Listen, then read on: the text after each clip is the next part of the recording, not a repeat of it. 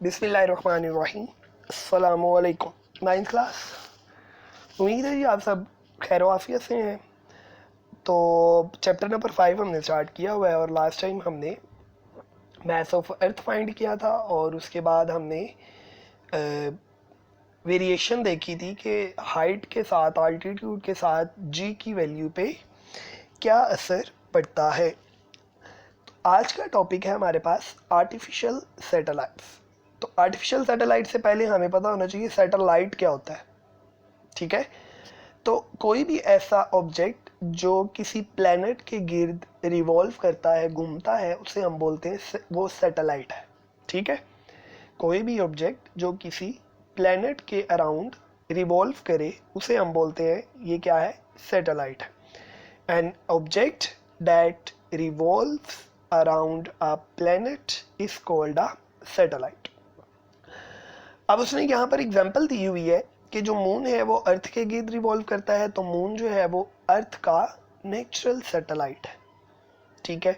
इसके अलावा साइंटिस्ट ने काफ़ी ऑब्जेक्ट्स जो है वो स्पेस में भेजे हुए हैं, उसमें से कुछ ऑब्जेक्ट्स जो हैं वो अर्थ के गिर्द रिवॉल्व कर रहे हैं। तो वो सारे ऑब्जेक्ट्स जो हैं उन्हें हम क्या बोलते हैं, आर्टिफिशियल सैटेलाइट्स। यानी जो इंसानों ने भेजे हुए हैं उसे हम नाम देते हैं किसका, आर्टिफिशियल सैटेलाइट्स का। कहते हैं जी most of the artificial satellites orbiting around the earth are used. अब इनका पर्पस क्या है, क्या फ़ायदा है? तो सबसे पहला फ़ायदा है कम्युनिकेशन पर्पसेस, ठीक है। आप यहाँ पे कम्युनिकेशन पर्पसेस लिख सकते हैं, आप यहाँ पे वेदर ब्रॉडकास्ट लिख सकते हैं कि आपको जो वेदर के बारे में पहले से बता दिया जाता है, जी कल बारिश होगी, परसों बारिश होगी, कल का टेम्परेचर इतना होगा, आज धूप इतनी होगी। तो ये सारा किसके ज़रिए पता चलता है, सैटेलाइट्स के ज़रिए पता चलता है। तो वेदर ब्रॉडकास्टिंग होती है इनके ज़रिए।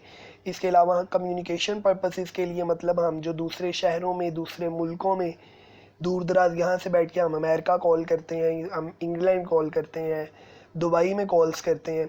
तो ये सारी कॉल्स बेसिकली हमारी किसके ज़रिए हो रही होती हैं, सैटेलाइट्स के ज़रिए चल रही होती हैं।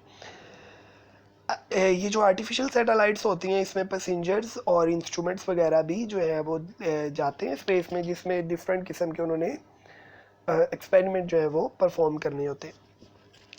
अच्छा, इससे पहले मैं आप लोगों को ज़रा बताता चलूँ जियो स्टेशनरी सैटेलाइट्स के बारे में।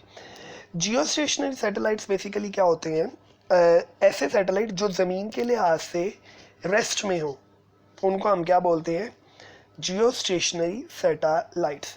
अच्छा, अब यहाँ पर देखिए ज़रा, ये अर्थ है और यहाँ पे एक सैटेलाइट पड़ा हुआ है यहाँ पे, ठीक है।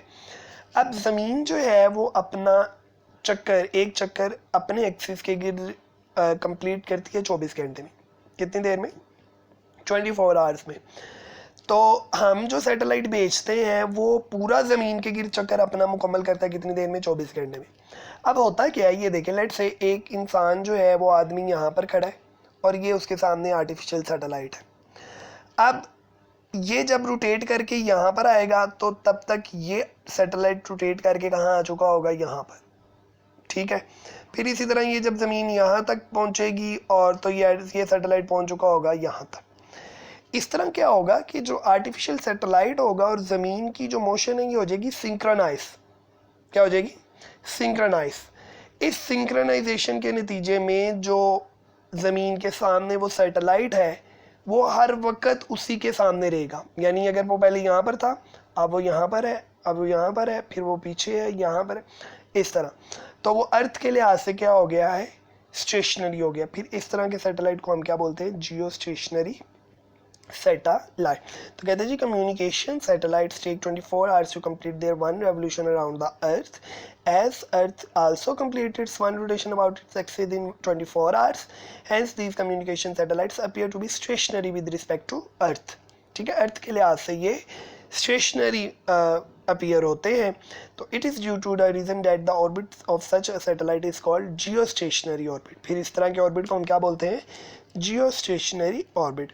इसकी एग्जांपल उसने दी हुई है, dish antenna sending end receiving signals from them have fixed direction depending upon their location on the earth. अच्छा, अब यहाँ पर जो बड़ी इंपॉर्टेंट बात है वो ज़रा आप लोग इसको अंडरलाइन भी कर लें और कहते हैं जी the height of geostationary satellite is about 42,300 kilometre.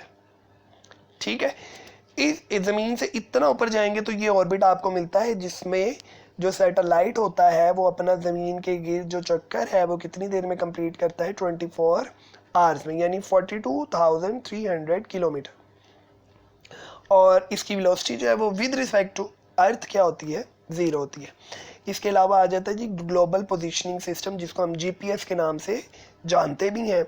इसके ज़रिए क्या होता है, जीपीएस के ज़रिए हम किसी भी शख्स की, ज़मीन की और किसी भी जगह की पोजीशन जो है वो, चाहे वो समुंदर में है, एयर में है, ज़मीन पे है, जहाँ कहीं पे भी है, उसकी पोजीशन के बारे में पता चला सकते हैं। ये जो जीपीएस सिस्टम है ये आपके पास 24 सैटेलाइट्स पर मुश्तमिल होता है, और इनकी जो कहते हैं जी earth twice a day, These satellites revolve around the earth twice a day with a speed of, एक दिन में 2 दफ़ा ये अपना चक्कर मुकम्मल करते हैं और इनकी स्पीड होती है 3.87 किलोमीटर पर सेकंड।